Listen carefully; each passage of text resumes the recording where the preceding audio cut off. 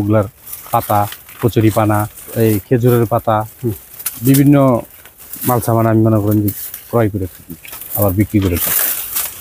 এগুলো আবার সব বাইরে সেল হয়ে যায়, মানে এগুলো আমাদের দেশে বিক্রি হয় না। মাত্র কদিন আগে দেখলাম যে আপনি কচুরি পানা কাটছেন, আর আজ দেখতেছি হুগলা কাটছেন। আসলে বিষয়টা কি যদি একটু বুঝিয়ে বলতেন। আসলে ভাই এটা হচ্ছে কুটির শিল্পর কাজে ব্যবহৃত হয়। হ্যাঁ, এই হুগলা শুকায় আপনার এটাতে বিভিন্ন আইটেমের মাল বানানো হয়, রশি বানানো হয়, বিভিন্ন কাজে ব্যবহার করা হয়। তা এটা শিল্পীয় কাজ, তা এটা ফালানো যায় না, এটা শুকাইলে বিক্রি করা যায়। তাই আমি মনে করেন যে এই প্লটের থেকে ভাইদেরকে নিয়ে কাজ করতেছি, এটা শুকায় বিক্রি করব। যদি আমার কাছ থেকে কেউ কিনবার চাই তারও দেওয়া যাবে, যদি কেউ বেচবার চাই তার কাছে আমি ক্রয় করতে পারবো। ও আচ্ছা আচ্ছা। এই হুগলা যে মানে শুকিয়ে বিক্রি করা যায়, এই আইডিয়াটা আপনার মাথায় কিভাবে আসলো? আমাদের এই কুটির শিল্পর সাথে অনেক দিন ধরে ব্যবসা বাণিজ্য কাজ কাম আমরা কাজ করছি আগে পরে।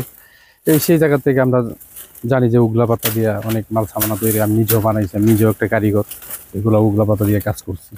তো সেই অভিজ্ঞতা থেকে মনে করেন যে এই উগলার পাতা, কচুরি পানা, আরও বিভিন্ন এই খেজুরের পাতা, বিভিন্ন মাল সামান আমি মনে করেন যে ক্রয় করে থাকি, আবার বিক্রি করে থাকি। আচ্ছা, আপনি বলেন তো আর আর কি কি দিয়ে কুটির শিল্পের কাজ করা যায়?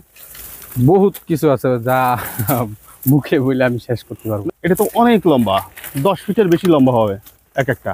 মানে এই হোগলাগুলো দিয়ে রশি করতে গেলে কি এর কোনো মাপ আছে? মনে করেন এর ছোট বড় সবগুলোই ব্যবহার করা যায় নাকি? সব সব সব ব্যবহার করা যায়, ছোটটা ব্যবহার করা যায়, বড়টা ব্যবহার করা যায়। ছোটটা 2টা হবে, বড়টা 4টা হবে।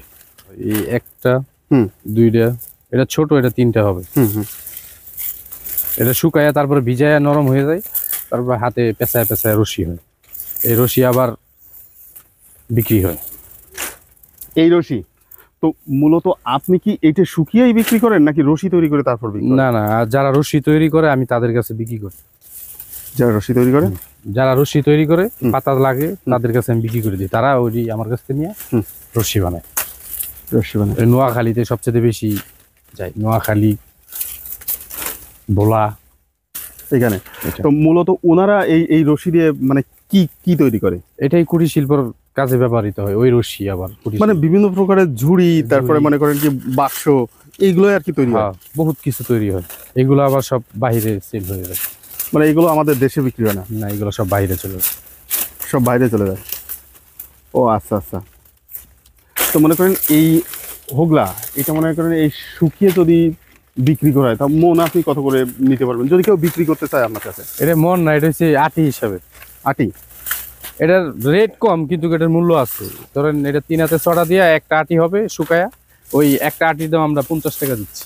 খালি শুধু কিনছি, তারপরে আরো খরচ আছে, আমার বহুত খরচ আছে, খরচ মরচ মিলে অনেক টাকা, আবার গাড়ি ভাড়া আছে। এই দিয়ে মনে করেন যে এক একটা আটি 200 টাকা, 250 টাকা আটি মনে করেন খরচ হয়ে যায়। খরচ হয়ে যায়। তো মনে করেন যে সবশেষে আপনার মানে প্রফিট আসে কেমন?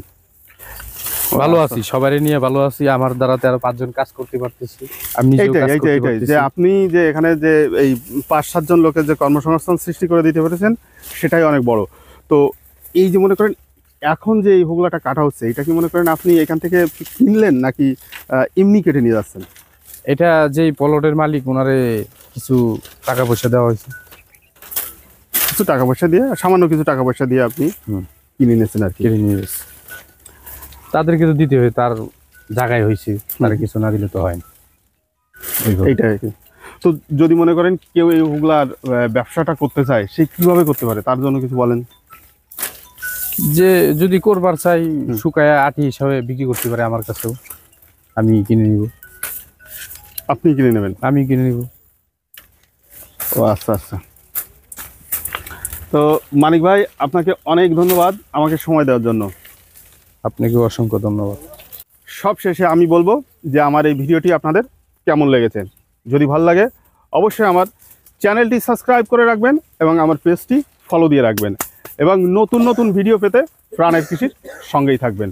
সবাই ভালো থাকেন, সুস্থ থাকেন, সুন্দর থাকেন, এই প্রত্যাশায় আজকের মতো এখানেই বিদায় নিচ্ছি।